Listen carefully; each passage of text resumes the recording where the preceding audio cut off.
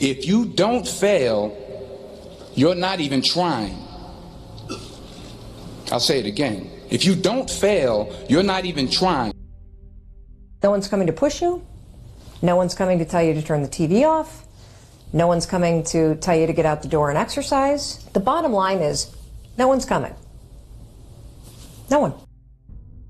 You cannot have innovation or progress without failure. It doesn't exist. And if you truly aren't failing as you're trying to innovate, then you're probably not pushing very hard because you haven't broken anything. You're making very, very safe choices. I got a 585 on my SAT. Confessions. I didn't even take mine. Confessions. They give you 400 for putting your name on the paper. It's a true story. Wow. I guessed ABACADA. I did abacadabra all the way down. It's a true story. Swear to God. Hand on my mother's grave. ABACADA. All the way down. I didn't care because it was a class trip that same day.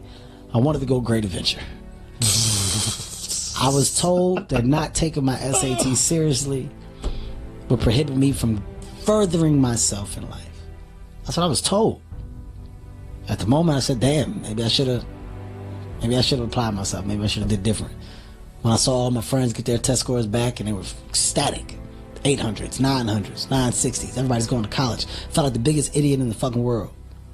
The biggest idiot in the fucking world. Because the same people that I went and rushed to go to Great Adventure with, they had taken the SAT the week before.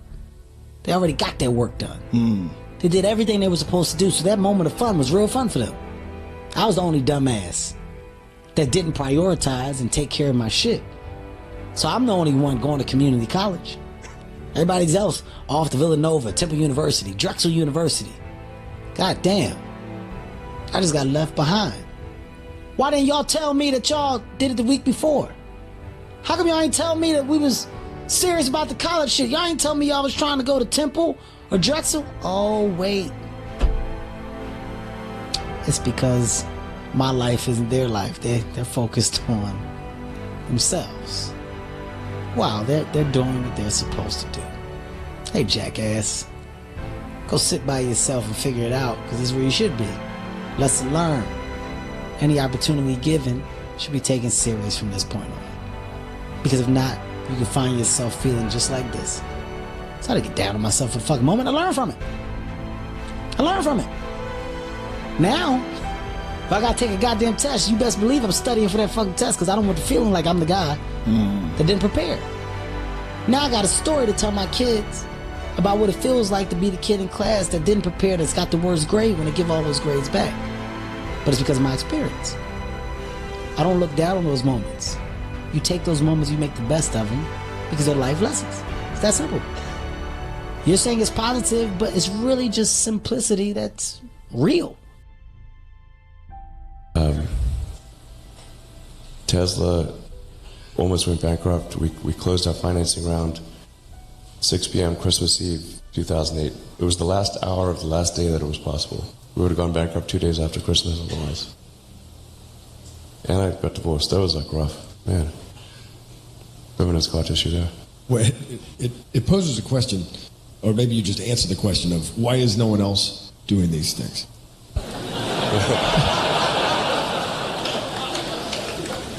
What's your pain threshold? Yeah, well, if it's real high. Victims see their past as their fate. Champions see their past as their origin story. And so a lot of people are living through their origin story right now, or they're living through the very reason that they'll never be successful, but it could be the exact same situation. And the only difference between either character is the actions they choose to take. One thing in my career that stayed with me the entire 20 years is I was not afraid to fail. You know, I have failed plenty.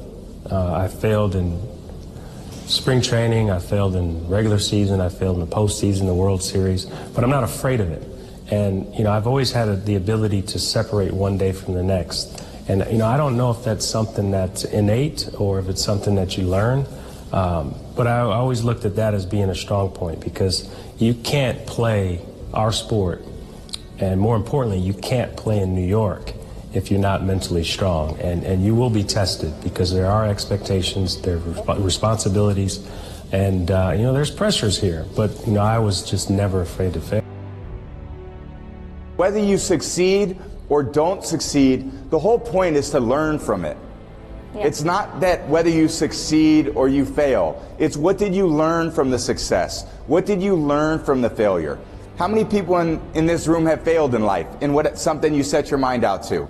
Yeah, I have thousands of times.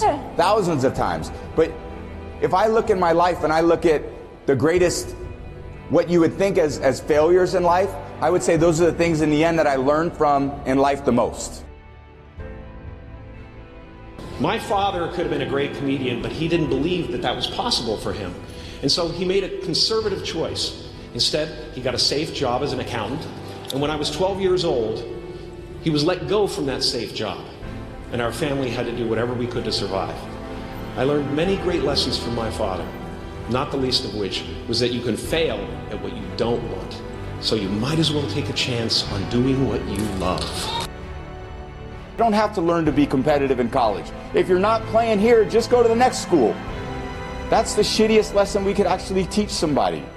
You got to find ways to dig deep, because the reality of your business and your career is overcoming adversity. And the only way to do that is to fail. And the only way to fail is to put yourself in uncomfortable situations, because you're always in your comfort zone, you're not going to fail. So if you fail and then you figure out a solution to the people you work with to overcome the failure, you gain a lot of self-confidence. And if you gain self-confidence, then the next opportunity you have to succeed, you got a much better opportunity to do just that. So to me, failure is amazing, because it teaches you and really forces you to look inside yourself about what you need to do better. To get something you never had, you have to do something you never did. Les Brown's a motivational speaker. He made an analogy about this. He says, imagine you're on your deathbed, and standing around your deathbed are the ghosts representing your unfulfilled potential. The ghost of the ideas you never acted on. The ghost of the talents you didn't use. And they're standing around your bed, angry, disappointed, and upset. They say, we came to you because you could have brought us to life, they say. And now we have to go to the grave together. So I ask you today, how many ghosts are going to be around your bed when your time comes?